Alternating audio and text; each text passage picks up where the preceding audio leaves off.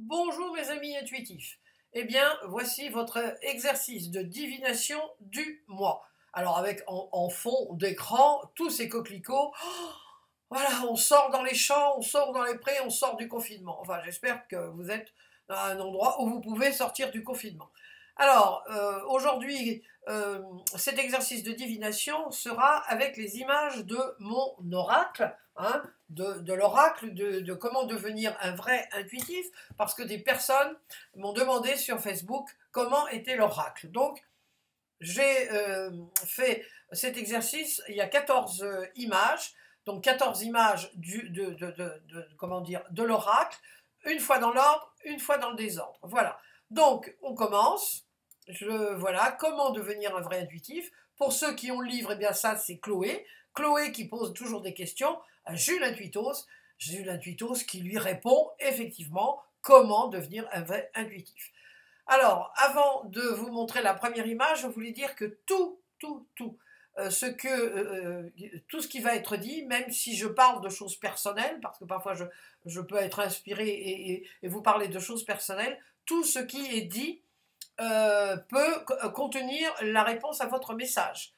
C'est aussi, quand vous faites un exercice chez vous, tout ce que vous dites, y compris oh là là, ça me gratte, oh j'ai chaud, oh là là, je suis pas bien, même si ça n'a rien à voir, pensez-vous, avec l'image, vous pouvez profiter de tout ce qui est dit, parce que tout a un but, une finalité. Donc voilà, cela étant dit, on attaque la première image. Alors, la première image, eh bien, c'est le premier thème de l'oracle, ce sont les maisons. Alors ça c'est une maison qui se trouve dans un coin assez isolé, en haut d'une colline ou d'une petite montagne. Enfin, je pense que c'est une colline. Ça me fait penser, vous savez, au château du Moyen Âge, hein, qui était toujours sur une petite, enfin sur une colline ou une grande colline, ou dans une position élevée pour voir arriver les ennemis. Donc ça leur permettait de voir au loin. Alors là, effectivement, je ne sens pas, c'est un endroit retiré, on a construit cette maison précisément pas pour voir les gens qui arrivaient, mais pour voir le paysage. Ce sont des esthètes, ce sont des personnes qui aiment être près de la nature. On voit, c'est quand même assez isolé. Donc, ce sont des personnes qui n'ont pas besoin comment dire, du bling bling, qui sont discrets, qui veulent vraiment profiter du calme, du paysage, qui doit être absolument somptueux. On voit au loin des montagnes. Donc, ils ont choisi avec soin cet endroit parce que ça leur permet, c'est un peu comme une retraite, voyez-vous, ça leur permet d'être en accord total avec la nature. On voit que c'est pas une maison, c'est une maison qui est confortable, hein, elle est certainement très confortable, mais là en plus vous voyez il y a un alpendre, je sais pas comment on dit, enfin un endroit où on peut, pas une véranda, mais ça a un nom, mais je ne sais plus comment ça s'appelle. Mais voilà, on peut prendre ses repas ou le petit déjeuner, voir ce qui se passe au loin. Donc voilà, on est en communion totale avec la nature. Donc et puis en plus, ce sont des personnes qui ont mis leur maison en haut précisément parce qu'on ne peut pas y arriver en voiture. Donc il faut monter, hein. On sent que ou faut monter par ici, ou faut monter par là.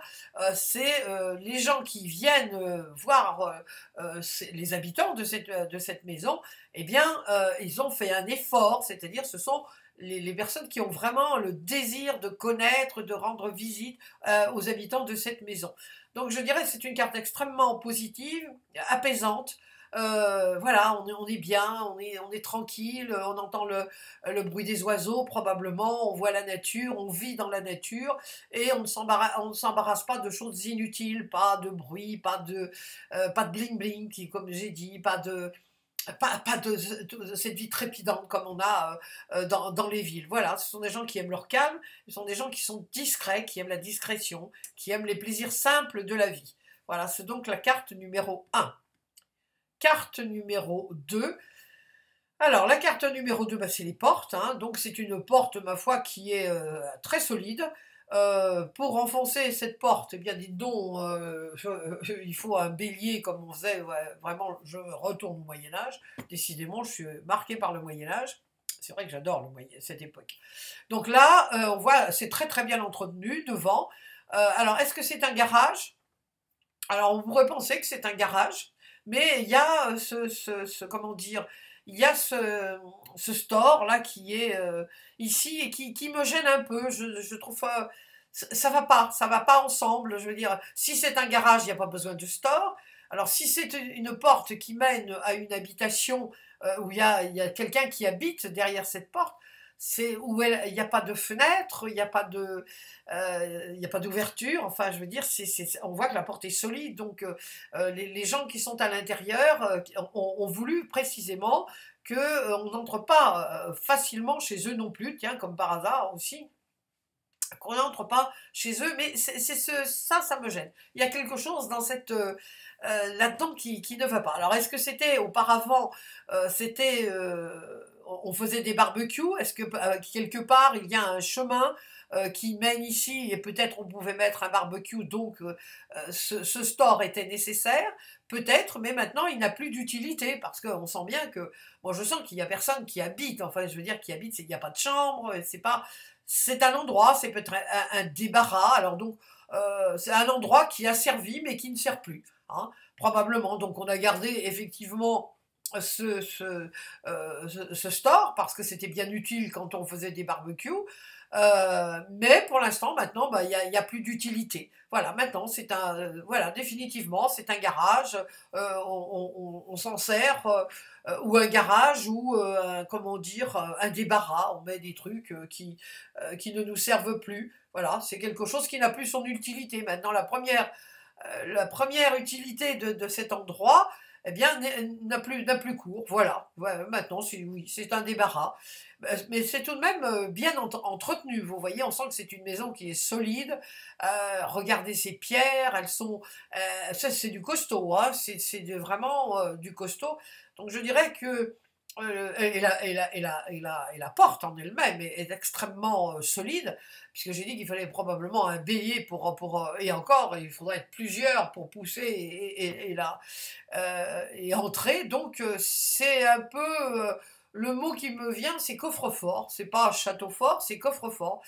C'est vraiment là, on a voulu éviter qu'il y ait eh bien des gens pas qui auraient pu venir et puis on ne les avait pas invités. Voilà, donc là maintenant, doit y avoir quelque part, on a fait une autre ouverture parce que, ou c'est l'ouverture principale, je sais pas. Là, il y a quelque chose qui me chagrine un peu, j'ai le sentiment que, voilà, il y a quelque chose qui va pas. Ici, il y a quelque chose qui va pas, ça matche pas. Je veux dire, voilà, ça et ça matche pas. Mais c'est quand même bien entretenu, donc alors peut-être qu'on y met qu'il y a c'est des voitures, voilà, mais les gens qui ont cette maison ont quand même s'occupent de cet endroit, même s'il n'a plus d'utilité initiale, ils s'occupent quand même de cet endroit. Voilà. Numéro 2. Numéro 3. Alors là, ce sont les véhicules, hein, c'est dans le thème des véhicules. Ça, c'est un cargo. Il est tout neuf. Alors, c'est un cargo qui est tout neuf et donc, c'est le voyage inaugural. Hein, c'est le voyage inaugural. Et puis, il a aussi, ici, on voit qu'il y a quand même des personnes qui peuvent profiter de ce cargo pour voyager. Il y a des voyageurs. Alors, moi, ce que je me dis, c'est que effectivement, les personnes qui voyagent sur ce cargo, bah, ce sont des personnes qui sont un peu des baroudeurs. Je ne sais pas pourquoi, le mot vient des baroudeurs. Ils sortent un peu des sentiers battus. Ils auraient pu prendre un cargo, vous savez, c'est pas un cargo, ces bateaux, ces monstres des mers là, qui ont je ne sais combien d'étages, où on est 5000 là-dedans, mais non. Ce sont des personnes qui veulent profiter Bon, ils aiment la mer, hein, probablement, ils aiment partager aussi, mais pas avec des milliers de personnes, mais avec voilà, les marins. Et comme c'est le voyage inaugural, alors ils vont de découverte en découverte, leurs couchettes évidemment sont toutes neuves, hein, donc je veux dire, il y a un échange entre ces marins qui découvrent aussi ce bateau qui est tout neuf, puisque c'est la première fois qu'il va en prendre, qu'il prend la mer. Alors, moi, je sens que là, bon, il va chercher peut-être du blé, peut-être pas du pétrole, hein, c'est pas un pétrolier, c'est pas du pétrole, mais il va chercher peut-être des denrées. On voit que là, il est pas très enfoncé dans l'eau, donc il part à vide, hein. Là il est parti à vide, sauf ces voyageurs qui sont là et qui vont partager ce voyage inaugural. Donc les voyageurs sont des personnes là aussi qui aiment c'est confortable, mais ils n'aiment pas non plus toutes ces... je veux dire, ils veulent quand même un peu leur tranquillité et puis un peu d'aventure. Parce que rien ils ne savent pas du tout ce qui les attend. Ils vont entrer dans plusieurs ports, ils vont découvrir des choses tout à fait qui ne sont pas comment dire, c'est pas préfabriqué, mais préparé. Hein, vous voyez. Non, là, il n'y a pas comment dire d'excursion. Ils vont descendre du bateau dans les ports, mais c'est eux qui vont s'en occuper. Donc ce sont des gens qui sont indépendants, qui aiment leur indépendance, qui aiment leur liberté et qui aiment faire des choses par eux-mêmes. Ils n'aiment pas entrer dans des moules, hein, et leur dire voilà, comme des moutons, vous allez visiter l'Acropole, vous allez visiter le Colisée à Rome. Non, non, eux, ils aiment voilà, leur liberté, ils font ce qu'ils veulent. Et c'est pour ça qu'ils ont choisi ce cargo neuf en plus. Donc à bien des égards, ce sont des découvertes. Voilà, évidemment, ils vont essuyer les plâtres. Parce que quand un cargo, il y a, ou une maison, il y a toujours des trucs bon, qui ne sont pas complètement finis ou qui ont besoin d'être peaufinés. Donc voilà, ça va être une aventure. Donc voilà, je dirais c'est à nous l'aventure. Et puis voilà, ce sont des baroudeurs. Des baroudeurs, découvrir des choses différentes, sous un angle différent. Donc ce n'est pas ni positif ni négatif, mais je dirais plutôt quand même positif. Ça n'est pas négatif. Voilà, on va dire que ça n'est pas du tout négatif. Voilà, c'est une ouverture. Je dirais que c'est une ouverture. Alors là, cette numéro 4. Alors là, c'est un paysage qui m'évoque le Tyrol. En 1956, j'ai eu la chance d'aller pour la première fois de ma vie sortir de France. C'était donc un choix. Hein, mes parents m'avaient demandé à choisir entre un bijou pour ma communion ou un voyage. Et j'avais choisi le voyage parce que d'abord, le bijou, moi, ça me passe bien au-dessus. Ça ne me dit absolument rien. Et je suis donc partie au Tyrol. 2 mois, un voyage qui s'est prolongé parce qu'il y a eu des inondations catastrophiques en 1956, et donc on ne pouvait plus prendre l'Orient Express, la voie était inondée. Nous sommes à 11 ans, la Deuxième Guerre mondiale est finie depuis 11 ans, et l'armée d'occupation du Tyrol, enfin au Tyrol, c'était l'armée française. Et l'armée française s'est très très bien conduite, apparemment, parce que les Tyroliens étaient ravis, nous ont accueillis vraiment, tous les petits Français là, qui venaient en vacances, puisque j'étais en colonie de vacances, ils nous ont accueillis vraiment d'une façon absolument extraordinaire. C'est un souvenir que j'ai absolument merveilleux, et ça me rappelle vraiment le petit village de Westendorf, près d'Innsbruck, où vraiment c'est ce petit pont, puisque c'est ce petit pont. Alors évidemment, il paraît comme ça un peu fragile, mais en réalité, il a l'habitude des crues, des torrents, vous voyez, parce que, comme je vous disais, en 1956, il y a eu des inondations assez terribles en Autriche.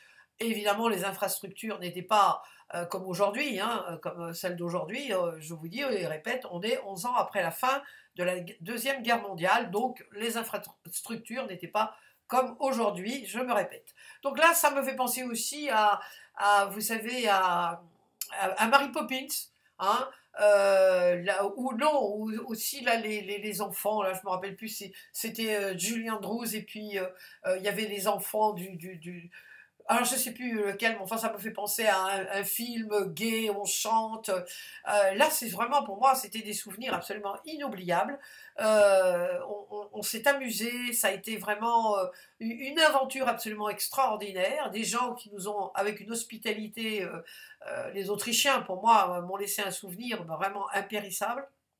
j'y suis retournée après, d'ailleurs plusieurs fois, parce que vraiment c'était, et puis je vous dis, on a été très très bien accueillis du fait de cette armée d'occupation qui partait aussi, c'est l'année où l'armée d'occupation, les armées d'occupation partaient.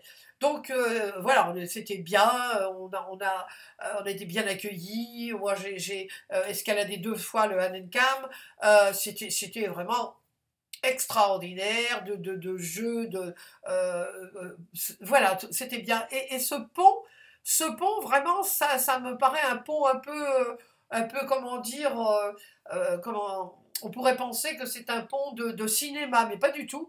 Franchement, ce pont, je l'avais choisi dans mon livre au milieu de pont que j'ai pu voir hein, sur Pixabay et tout ça, c'est vraiment parce que c'est une image qui, pour moi, voilà, pas nostalgique du tout, mais de bonheur, de découverte, d'aventure, de bien-être, comme c'était chouette, comme c'était chouette.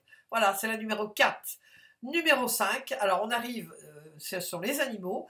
Là, c'est un cheval, ça me fait penser à Crin Blanc, au roman de Crin Blanc, ou le roman, ou le film. Moi, le cheval, c'est un animal que je n'apprécie pas énormément, et que j'admire, que je trouve très beau, mais personnellement, j'en ai peur. Hein. J'ai peur, alors, j'ai le sentiment que c'est quelque chose qui vient d'une vie antérieure, pour ceux qui y croient. Moi, j'y crois, donc, enfin, il y a quelque chose qui coince avec le cheval. J'ai peur du cheval. Quand mes enfants ont voulu faire du cheval, oh là là, je me tenais quand même à distance, hein, parce que enfin, ça n'a pas duré, ni l'un ni l'autre, ils ont suivi enfin, ce sport-là. Donc c'est un animal que je trouve très beau, qui est l'ami de l'homme, hein, au même titre que le chien, enfin, qui a permis à l'homme de parcourir avant les voitures, bien sûr. On pense aux cow-boys, je pense aux cow-boys, je pense aux grands espaces américains, vous savez, du Far West, mais je pense aussi quand d'Artagnan, je pense, enfin, bon, tout de suite, c'est l'imaginaire. Je vois les chevaux qui galopent, qui galopent, vous voyez. Donc, ce cheval-là, qu'est-ce qu'il est en train de me dire? Il est en train de me dire, je suis sauvage, mais je profite de ma liberté parce que ça ne va pas durer longtemps. Je sais bien qu'on va me mettre, c'est le moment de dire, la main au collet. Et voilà, je vais entrer dans un manège et puis voilà, on va me faire des tours. Et puis c'est fini de la liberté, c'est fini. Je vais maintenant, bah, je serai voilà, attaché. Donc il profite de ces instants, il gambade, il est heureux. Et puis là, on voit qu'il s'amuse comme un petit fou là. Hein. Donc c'est voilà, cette ambivalence pour moi vis-à-vis des chevaux, c'est un animal que je tiens à distance parce que j'ai toujours peur, vous savez, qui se cambre là, qui monte sur ses deux pattes arrière là, et puis qui vous écrase avec les sabots. C'est un animal pour moi qui est dangereux. Voilà, c'est ça. Mais ça n'engage que moi, bien sûr. Là, ça n'engage que moi. Alors 6. Nous sommes dans la baguette magique. Alors la baguette magique, évidemment, pour tout, moi j'adore ce qui est magique, mais cette baguette magique, moi, elle me fait penser aujourd'hui à... Il y a deux côtés, vous voyez. La baguette magique, souvent je vois, et j'ai vu dans ma pratique professionnelle, que les personnes pensaient que d'un coup de baguette magique, en faisant certains exercices thérapeutiques que je leur indiquais, ou des personnes qui m'écrivent hein, aujourd'hui, ou des personnes avec lesquelles je fais des tarots, enfin des consultations, souvent la personne pense que le fait d'aller voir un thérapeute, un psychanalyste ou une psychologue, eh bien ça va résoudre ses problèmes. Oui, ça va lui permettre de prendre conscience de certaines choses. Mais si la personne ne fait rien, eh bien la baguette magique, elle ne va rien faire. Ça sera, aide-toi, le ciel t'aidera. Vous voyez, donc la baguette magique, moi, elle me fait toujours penser à ce côté, probablement parce que de ma profession. Mais voilà, la baguette magique, c'est magique, oui, si on commence à faire attention à maîtriser ses pensées, à maîtriser ses croyances négatives ou limitatives, ou limitantes, eh bien, effectivement, là, c'est magique. La baguette magique, elle va pouvoir nous permettre, elle va nous permettre de voir la vie sous un autre angle. Et puis la baguette magique aussi, c'est voilà, c'est notre imaginaire, c'est laisser libre cours à notre imaginaire, laisser libre cours à ce qui nous passe par la tête, par exemple, en intuition, hein, quand vous avez, voilà, là, je vous sors ça, mais peut-être que dans 10 minutes, je vous aurais dit autre chose. Donc là, la baguette magique, c'est quelque chose qui nous secoue aussi, vous voyez, hop, voilà, ça, c'est magique, voilà, c'est magique. C'est aussi pour ça que j'ai appelé mon livre, le premier livre, Entrer dans la magie de l'intuition, parce que j'aime la magie des mots, la magie de l'imaginaire, la magie de voyager, vous voyez. Donc c'est ce côté aussi de voyage imaginaire avec la baguette magique. D'un coup de baguette magique, vous pouvez rendre votre vie plus facile ou au contraire, vous pouvez, si vous ne vous en servez pas à bon escient, eh bien continuer dans votre marasme. Donc je dirais, vous avez tout en main pour rendre votre vie magique. 7. Alors ça, c'est le 7e thème. C'est donc les oui, non, peut-être. Donc vert, oui, rouge, non, et orange ou jaune. Voilà. Donc là, on voit, c'est un cadenas qui est ouvert, et puis il y a le vert est associé dans ce livre à hop, c'est positif. Donc là, le cadenas, on voit que vous pouvez vous permettre de faire ce que vous avez envie de faire. Vous avez libre cours lancez-vous, ça y est, c'est ouvert. Peut-être que vous étiez un peu enfermé, que vous avez peut-être eu de la difficulté à voir ce qui se passe, ou ce qui se passait, vous avez peut-être eu peur de certaines choses, mais ça y est, maintenant, ça y est, vous pouvez laisser libre cours à là aussi, votre imaginaire, ou simplement, vous pouvez aller vers vos objectifs. Ça y est, la route est ouverte. C'est vert, c'est aussi, le vert pour moi, c'est aussi la couleur de la nature, c'est la couleur du chakra du cœur, hein, aussi. Donc, allez-y, lancez-vous, n'ayez aucune crainte, la route est ouverte, le cadenas, vous pouvez le jeter ou vous le gardez, mais en l'ayant devant vous, vous disant, ça y est, le cadenas, je suis libre encore. Là, je parle beaucoup de liberté dans cet exercice. Ça n'est certainement pas par hasard, parce que, évidemment, avec le confinement, on était confinés, donc on n'avait plus la liberté de faire ce qu'on voulait.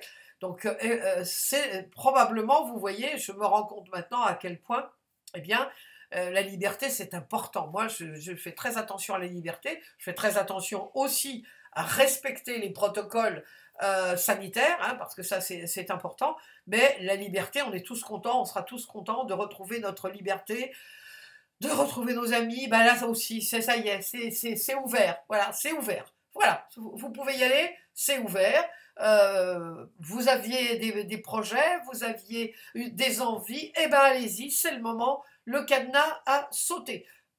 La clé n'est pas perdue, ne perdez pas votre clé quand même, hein, parce que là on voit, c'est un petit cadenas, alors il y a une clé, c'est un cadenas à clé, il n'est pas avec un nombre, vous voyez, donc faites très attention quand même, je dirais faites très attention de ne pas perdre la clé, je dirais de ne pas perdre la boule, de ne pas perdre comment dire, l'objectif, la direction, là où vous allez, parce que il y a la clé qu'il ne faut pas perdre. Il ne faut pas perdre votre clé. Voilà. Donc ne perdez pas la boule. Alors la 8. Alors la 8, là, c'est un magnifique diamant. Là, je ne sais pas combien de carats il y a, mais alors il est resplendissant. Alors ce qui est assez extraordinaire, c'est que le diamant, hein, le diamant brut, c'est quand on le trouve, bon, voilà, il est vraiment moche. Hein.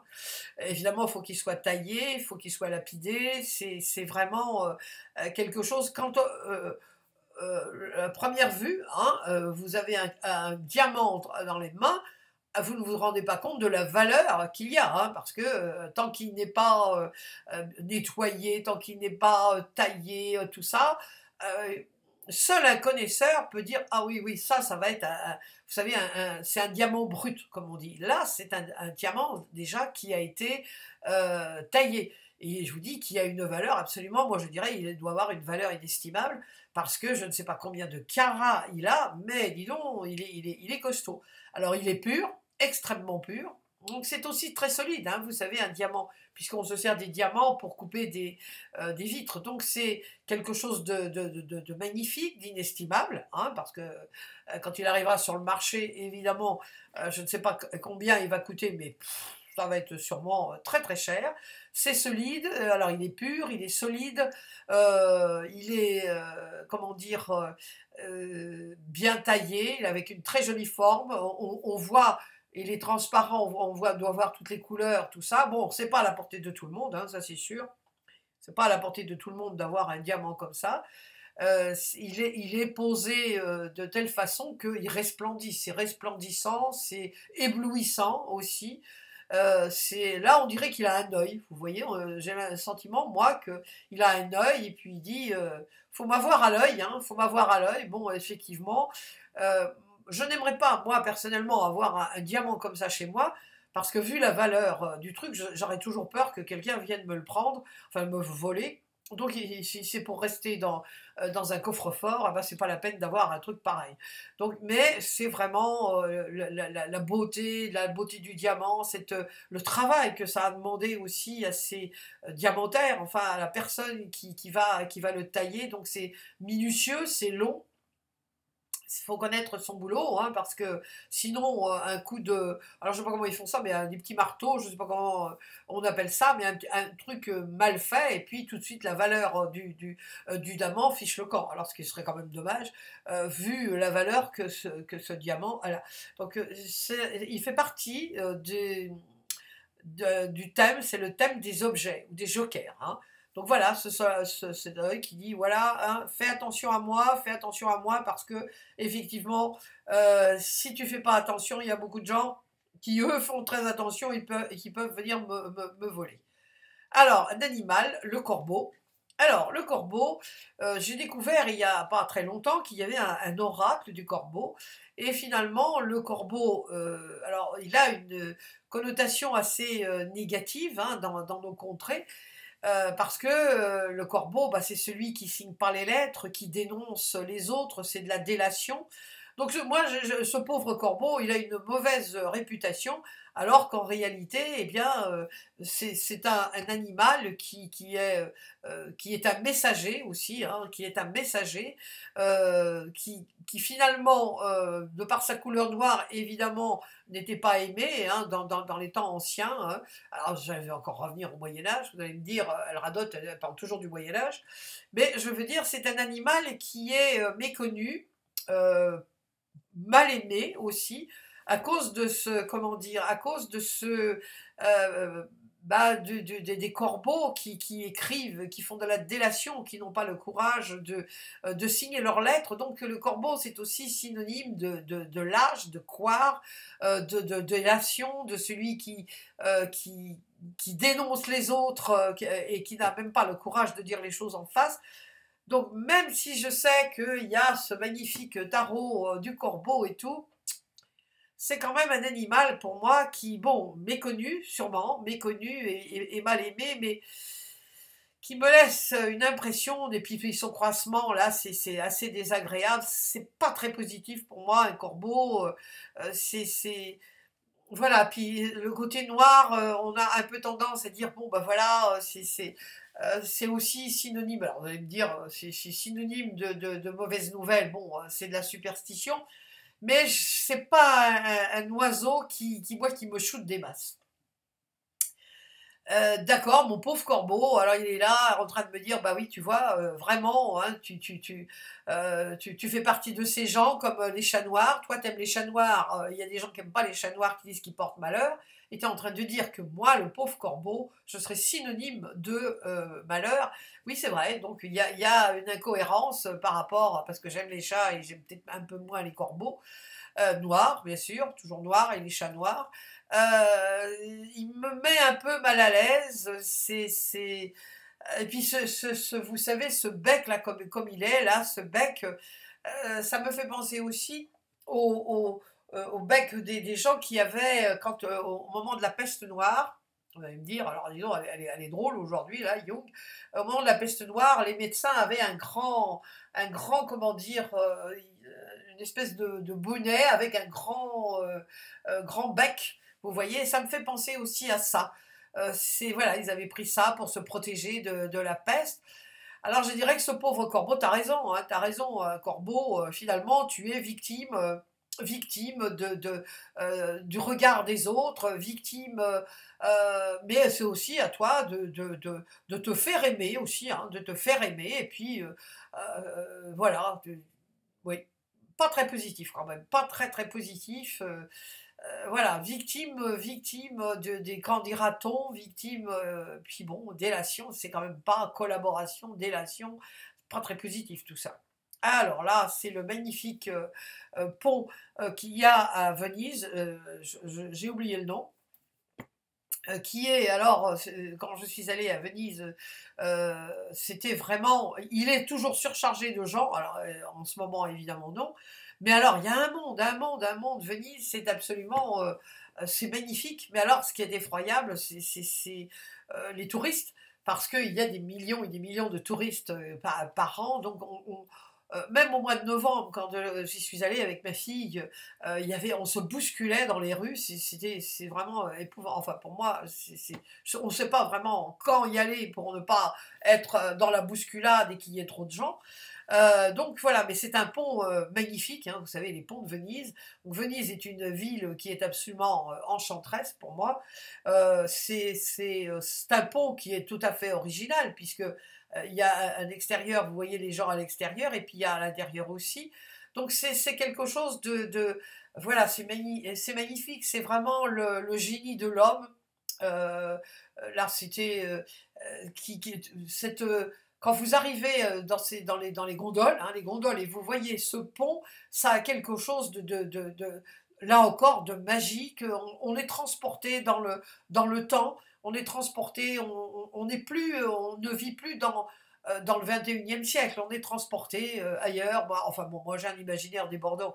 Alors évidemment, je voyais les personnes, le carnaval de Venise, toutes ces femmes et ces hommes avec ces magnifiques masques qui regardaient. Il y avait des shoots au moment du carnaval de Venise sur les gondoles, enfin des joutes ou oui c'est ça, si, des joutes nautiques.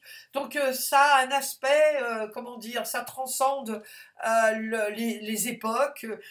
En voyant, personne ne peut rester absolument indifférent en voyant la magnificence de ce pont. Il est très bien conservé, il est magnifique, et puis c'est totalement inattendu.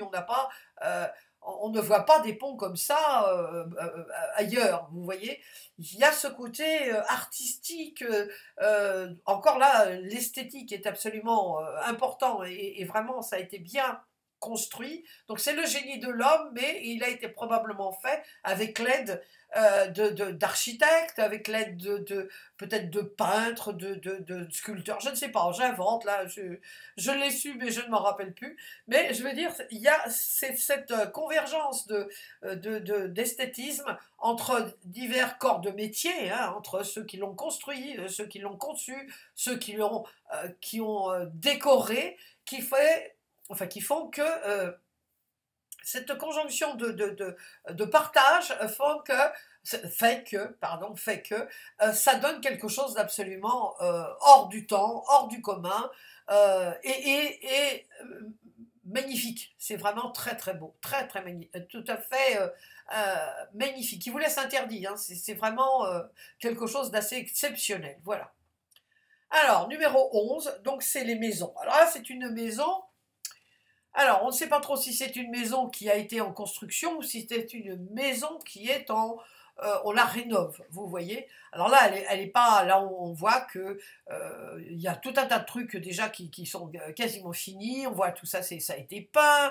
Enfin, c'est pas peut-être tout à fait fini, mais on voit que là, ils sont dans les finitions. Ils sont en train d'installer, alors je crois, peut-être, on va dire, là c'est une cuisine, vous voyez, ça sera une cuisine ouverte probablement, donc une cuisine à l'américaine, comme on dit. Donc là, c'est des choses, ça n'est pas fini. Il y a des choses encore à faire, à peaufiner. Il va falloir encore un peu de temps parce que les finitions demandent toujours beaucoup plus de temps. Le gros de la construction, ça va relativement vite, mais les finitions, c'est très très long en comparaison du temps qu'il a fallu pour ou rénover ou construire une maison. Donc là, vous voyez, tout est impeccable. Enfin, là, il va falloir évidemment nettoyer, mais je veux dire, cette maison, elle a été pensée, mais elle est en...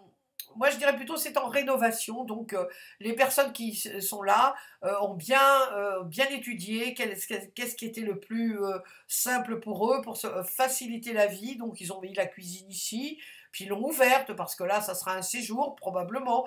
Donc, ils ont bien conçu la chose. Il y a beaucoup de fenêtres, donc ils aiment les espaces. Bon, les appartements où il y a beaucoup de lumineux, la luminosité est très, très grande. Là aussi, on voit qu'il y a encore une fenêtre, donc ça va être agréable. Quand on fait la cuisine, probablement il y aura un évier ici, et puis on ouvrira la fenêtre, et puis on verra. Alors, on peut voir ce qu'on veut. Là, probablement, on peut deviner que la vue est assez agréable, puisque les personnes ont prévu une fenêtre dans la cuisine. Donc, voilà, le fait d'ouvrir, eh bien, ça donnera de l'espace aussi, et puis ça nous permettra aussi de voir un paysage qui est très agréable pendant qu'on est en train de faire la cuisine. Donc là, bon, bah, il y a un menuisier là qui est en train, vous voyez, et là, il y a un menuisier, puis là, il y a aussi, là, on va installer aussi le chauffage. Donc, c'est un endroit qui n'est pas dans un pays africain, hein, on n'est pas en Afrique, parce qu'en Afrique, on n'a pas besoin de chauffage, enfin de radiateur. Donc là, voilà, on en est à la fin. C'est bien, il est blanc, les murs sont blancs. Ben, ça a été, il y a de l'harmonie. On sent que les personnes ont fait ça en ayant en eux le soin de faire les choses harmonieusement. Hein. Tout est harmonieux, c'est lumineux, c'est bien conçu. Évidemment, bah, c'est pas fini. Hein. Voilà, voilà, c'est pas fini. Il y a des choses à peaufiner, il y a des choses à finir, il y a des choses à nettoyer, hein, parce que évidemment on ne va pas laisser ça comme ça. Donc là, il y a du carrelage, je présume, c'est du carrelage ou du bois. Enfin là, il va falloir nettoyer. Évidemment, on ne va pas vivre dans des choses comme ça. Alors c'est peut-être aussi des personnes qui ont fait rénover la maison, puis ce sont eux maintenant, parce qu'ils sont bricoleurs. Alors c'est eux qui vont faire les finitions. Alors ça va durer un peu plus de temps. Hein, mais voilà, ils aiment bien bricoler, puis peut-être que ça leur permet aussi d'économiser pas mal d'argent, parce que les finitions, c'est aussi là, si on prend des personnes, comment dire, des techniciens de la chose, ou des artisans, bah, c'est bien fait, ça c'est sûr que ça sera, enfin on espère, on espère que ça sera bien fait, mais ça coûtera plus cher. Donc là aussi, peut-être qu'ils vont économiser de l'argent. Alors la 12, la 12, c'est dans les oui, non, peut-être. Alors là, c'est peut-être. Alors là, vous avez on dirait un passage à niveau, et puis c'est orange. Alors là, vous avez deux possibilités. Si vous êtes un casse-cou et que vous êtes une voie ferrée, là, comment dire, la barrière est en train de se baisser, et vous êtes un casse-cou téméraire, et vous avez peut-être pas idée du danger que vous courez, et vous allez passer, ce qui est une grosse erreur, parce que quand on voit ça, elle peut tomber, vous ne savez pas à quelle vitesse elle va tomber, et il peut toujours y avoir un problème si vous passez et que votre voiture cale. Qu'est-ce qui va se passer? Ben, ça ne sera pas joli à voir, et c'est pour ça qu'il y a souvent des accidents, parce que on est téméraire, hein, beaucoup sont téméraires, et puis malheureusement, eh ben, ça se passe mal, parce que la voiture, ben, elle, elle tombe en panne en plein milieu de la voie ferrée, et donc voilà, c'est assez critique. Alors là, je dirais pour cette carte-là, pour ceux qui ont choisi la numéro 12, ne vous précipitez pas, voilà, la barrière est en train de tomber doucement, c'est un temps de réflexion, c'est un temps d'attente, ça n'est pas ni négatif ni positif, ça n'est rien, c'est juste voilà, prenez le temps eh ben de bien étudier ce qui se passe. Prenez le temps, si vous êtes devant la barrière, eh bien prenez votre mal en patience. Ça n'est pas catastrophique. Il suffit juste d'attendre 2 minutes, 1 minute, 2 minutes. Mais qu'est-ce que c'est que 2 minutes dans une vie, hein, en réalité? Donc ne prenez pas de décision inconsidérée en traversant la voie alors que la barrière est en train de se baisser. Voilà, c'est stop, c'est quasiment stop. On vous dit pause. C'est le moment de faire une pause, c'est le moment d'étudier la chose, c'est le moment de ne pas se précipiter, c'est le moment de voir les choses selon une autre perspective, ou simplement en prenant son temps. Voilà, on prend son temps, on s'énerve pas, on aimerait que passer peut-être parce qu'on est pressé, mais on prend son temps. Patience et longueur de temps font plus que force et que rage, disait notre brave La Fontaine. Alors 13, alors là c'est une porte, hein, c'est dans les portes, le thème des portes. Alors là c'est une porte de coffre-fort, mais alors ça doit être la Banque de France, hein. Alors là pour ouvrir cette porte, eh ben dites donc vous voyez il y a plusieurs jeux, c'est vraiment, elle est très lourde, et alors là vous ouvrez ça, et puis après il faut ouvrir ici. Donc il y a, en réalité, il y a un mécanisme extrêmement compliqué pour évidemment éviter que les personnes ouvrent la porte facilement. On pense évidemment à des voleurs, des cambrioleurs. Donc c'est une porte de banque. Je vous dis, moi ça me fait penser à la Banque de France, parce que, ou des banques, je ne sais pas, je ne suis jamais entrée dans une banque pour voir ça, mais je veux dire, ça, on voit que c'est du costaud, même avec des chalumeaux pour l'ouvrir, quand même, les cambrioleurs, là, ils ont quand même un sacré boulot. Donc là, elle est solide, elle protège, bien sûr, elle protège, elle empêche d'aller chercher les fonds qui sont derrière, alors peut-être des lingots d'or, peut-être probablement tous les fonds d'une banque, hein, je ne sais pas comment c'est, hein, la Banque de France, mais là, c'est vraiment, fermé, fermé, surfermé, on ne peut pas rentrer. Hein, donc, ou pour rentrer, il faut avoir évidemment la combinaison. Et qui a la combinaison? Il n'y a que très peu de personnes qui ont la combinaison. Donc, vous, moi, on ne peut pas rentrer, ça c'est sûr. Donc, pour ceux qui ont choisi cette carte, je dirais, c'est ouf. Pour ouvrir cette porte, donc vous êtes. Alors, est-ce que vous vous mettez des barrières? Est-ce que vous vous enfermez? Est-ce que vous avez des difficultés à vous livrer, hein, ou est-ce que vous avez peur de montrer votre valeur? Parce que les valeurs, il y a de l'argent qui est derrière, sinon il n'y aurait pas une porte fermée comme ça. Est-ce que vous avez peur de montrer votre valeur? Est-ce que vous avez des doutes sur votre valeur? Est-ce que vous vous enfermez dans quelque chose, vous vous êtes enfermé dans une situation et vous ne savez pas trop comment vous en sortir? Pour vous en sortir, là, faut respirer un bon coup là, hein, parce que il y a quelqu'un qui peut, hein, qui a la combinaison, et la personne qui a la combinaison pour cette porte là, c'est vous. Par rapport ce que je sens, c'est qu'effectivement vous vous êtes mis des barrières, vous êtes ou vous êtes mis dans une position difficile, hein, vous savez pas trop peut-être comment vous en sortir, mais il y a toujours une solution. Il y a quelqu'un qui a la combinaison, donc là, alors ou vous ou quelqu'un d'autre, mais quelqu'un a la possibilité d'ouvrir cette porte. Évidemment, moi je dirais que c'est vous, hein, je dirais que c'est vous qui avez la possibilité d'ouvrir cette porte, et il est temps de l'ouvrir. Elle doit être lourde, lourde, et dis donc, quelqu'un, une femmelette comme on dit, quelqu'un qui est tout maigrichon, petit, pour ouvrir une porte comme ça, elle pèse des tonnes, pèse des tonnes. Donc, effectivement, on a voulu justement qu'elle pèse des tonnes pour protéger, hein. Alors, c'est aussi de la protection, hein, ça peut être quelque chose qui vous protège ou qui vous a protégé. Mais de temps en temps, on l'ouvre cette porte, hein, pour aller chercher des lingots d'or ou chercher. Donc, de temps en temps, c'est important de peut-être s'ouvrir. 14, la dernière. Ça c'est un taxi. Alors ce qui me vient tout de suite dans le taxi, c'est quand on prend un taxi, d'abord, moi je trouve que les taxis, personnellement, pardon, alors là j'aime bien les taxis, parce qu'on est transbahuté, on n'a pas à se préoccuper des feux rouges, des ceci, des cela, puis surtout de trouver une place. Alors dans les villes, que ce soit Paris, Lisbonne, Londres, New York, alors là, pour trouver une place, alors là c'est la croix et la bannière.